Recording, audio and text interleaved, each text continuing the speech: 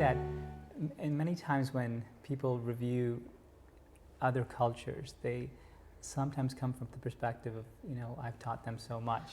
The one thing I really respected about what you did was you fused, in what my mind are the two strengths of these societies. I kind of bridge these two cultures in my own personal life, but you have the optimism of America, which really believes that they can do anything. I mean, we've waged wars on cancer, on poverty, and we believe we can change those. But with the contentment and serenity of the East and Islamic culture. And you didn't start, saying these are thugs who I, kind of was benevolent with and I helped them out. This man, Haji Ali, taught me something, 3 cups of tea. And you taught him something about changing his village into something that could be something better. But I'm so glad you mentioned that, because that was just bubbling over for me, that sense that you learned so much from your interaction of helping. And there were so many of those moments where, especially when the first school you built, I loved that story where you were determined that you were there to build the school and you were going to build it and see it happen, and they took you aside, Haji Ali took you aside and said, shh, go away.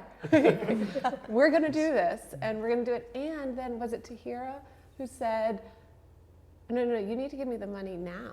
I'm going to school and I'm not waiting for anybody. Right. And these were all those moments of, did you consciously teach us that in this book? That not only are we going to open our hearts to, to our children's hearts to teaching, but to being taught by another culture.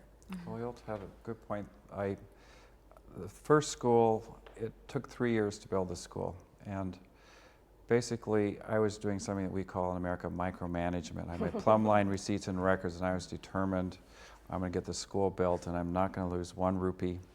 And it was Haji Ali, the village chief, one day he took me aside, and in words I won't repeat here, but he admonished me and said, we've been here hundreds of years, and Allah has blessed us with the light of the future through education, but you need to sit down and shut up.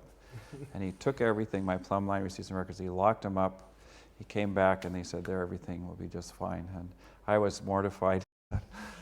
Now nothing's happened. Of course, 6 weeks later, the school got built. And it's an important lesson that we've incorporated into all our schools now, that the community is involved from day one to implement, manage, and oversee the school in their entirety. And I'm actually not very involved in that. The communities do that, and they have to come up with equal sweat equity, free labor, free resources. We provide skilled labor, materials, and then mostly teacher training. But it's hard to let go, because in the West we want to be in control of all our environs, but we have to let go and empower people. But also a lot of times impatient. With that immediate gratification, we need it right then, right now. And if nothing else, this book taught you to take time out for really what's important, to get to know. You asked all of us about our kids and our children in our lives, which helps build a common ground for life. Not just that immediate after the school is built, you walk away, but these are people that after you become family with them.